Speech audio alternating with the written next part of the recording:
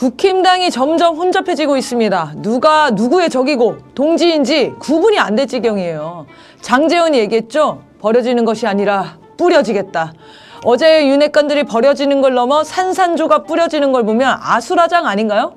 혹자는 윤석열을 간택하다시피 했던 장제원도 저렇게 깨갱하는 걸 보면 검찰 캐비넷이야말로 막강무기다라고 이야기하지만 과연 윤석열에게 유리한 상황일까요? 아닙니다. 오히려 윤석열은 사방이 적으로 둘러싸여 사면초가 상태 같습니다.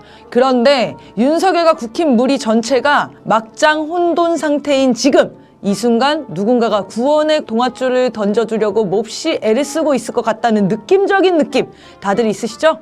그래서 준비했습니다. 오늘의 주제는 제2의 3당 야합입니다. 입 벌려라! 시사 들어간다!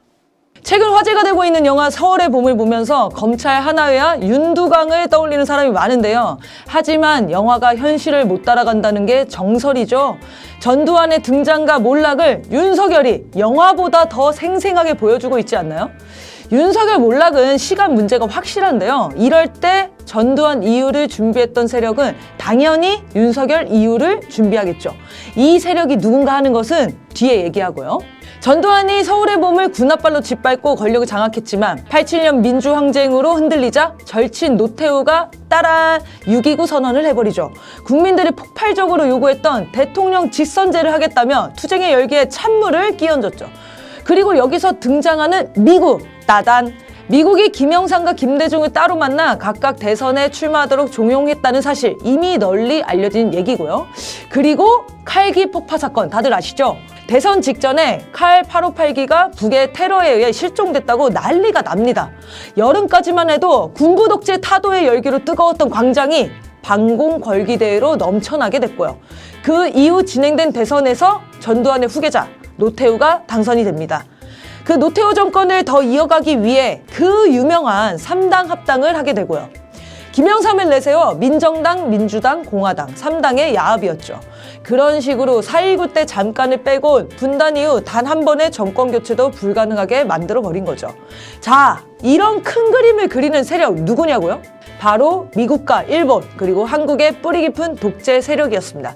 그런데 이 상황이 지금 데자뷰처럼 등장하고 있습니다.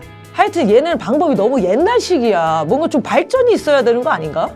아무튼 김한길, 이낙연, 이준석, 한동훈, 정의당 일부까지 다 나서서 조잡한 3당 야합을 연출하려고 갖은 애를 쓰고 있는 상황이죠.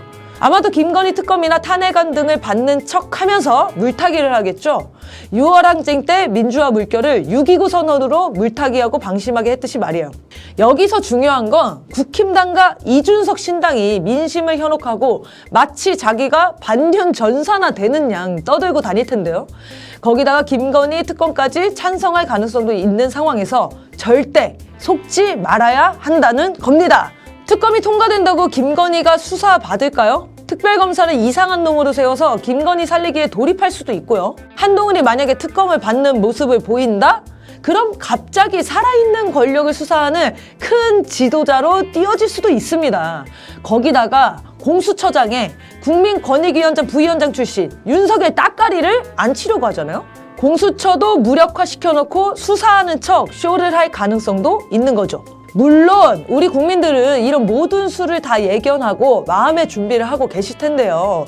불안한 것은 정치권입니다. 지금 반윤의 최선봉에 서 있는 것이 이준석이나 유승민인 것처럼 언론이 띄우고 있잖아요. 야당은 몸을 사리고 있고요. 이럴 때가 아니거든요. 야당은 이 모든 꿍꿍이를 꿰뚫어보고 있는 촛불 국민과 함께 싸워야 합니다.